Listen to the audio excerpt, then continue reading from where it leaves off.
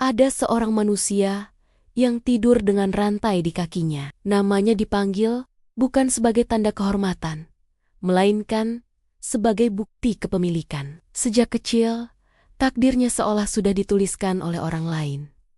Dia adalah seorang budak, harus patuh, dan akan dilupakan oleh sejarah. Namun, dunia salah besar. Ini adalah kisah tentang bagaimana pikiran yang merdeka bisa mematahkan rantai yang paling kuat sekalipun. Dia dijual seperti barang dagangan, dipindahkan dari satu tangan ke tangan yang lain. Setiap tuan barunya hanya melihat fisiknya yang bisa diperas tenaganya. Siang hari ia bekerja tanpa henti, di bawah terik matahari, merasakan perihnya cambuk dan tajamnya hinaan. Namun, ada sesuatu yang tidak bisa mereka sentuh.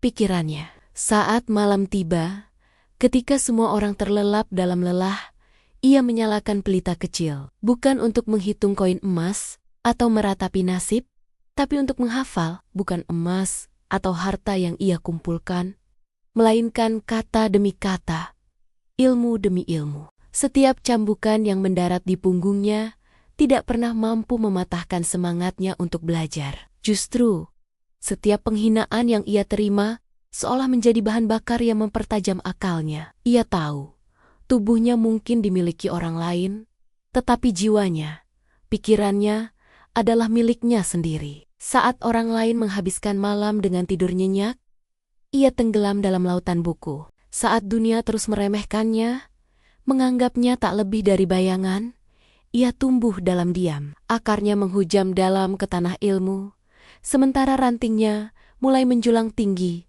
tanpa ada yang menyadari.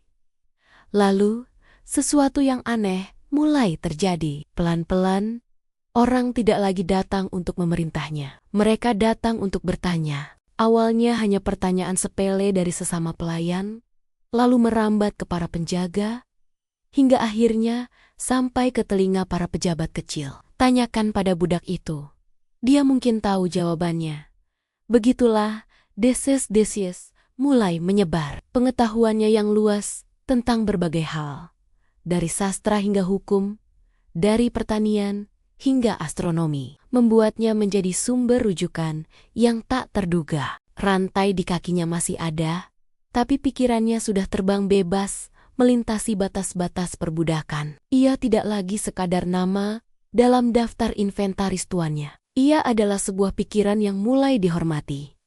Puncaknya pun tiba. Sebuah majelis ilmu dibuka di sebuah ruangan yang sederhana. Di tengah ruangan itu, duduklah sang mantan budak. Namun, yang duduk di hadapannya bukan lagi sesama budak atau para pelayan. Mereka adalah para ulama terkemuka, pejabat tinggi negara, bahkan para bangsawan yang paling disegani. Mereka semua datang dengan satu tujuan, belajar darinya. Lalu, sesuatu yang benar-benar tak terbayangkan terjadi. Para raja dan pangeran mulai berdatangan. Mereka yang terbiasa duduk di singgasana emas, yang kata-katanya adalah hukum, kini melepaskan mahkota mereka di depan pintu. Kekuasaan dan keangkuhan mereka tinggalkan begitu saja. Dengan penuh hormat, mereka duduk di lantai, bersimpuh di hadapan seorang pria yang pernah tidur dengan rantai di kakinya. Dengan suara yang tenang dan penuh wibawa,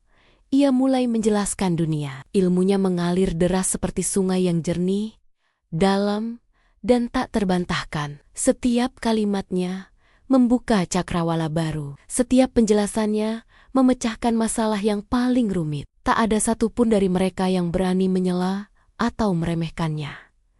Di ruangan itu, tidak ada lagi tuan dan budak. Yang ada hanyalah guru dan murid. Rantai di kakinya mungkin pernah membatasi langkahnya, tapi ilmu telah memberinya sayap untuk terbang lebih tinggi dari raja manapun. Dan dari kisah ini, sejarah akhirnya mencatat sebuah kebenaran yang seringkali pahit untuk diakui. Yang membebaskannya bukanlah pedang dalam sebuah pemberontakan, bukan pula belas kasihan dari tuannya. Yang benar-benar mematahkan rantai besi itu adalah sesuatu yang tak terlihat, tapi lebih kuat dari baja.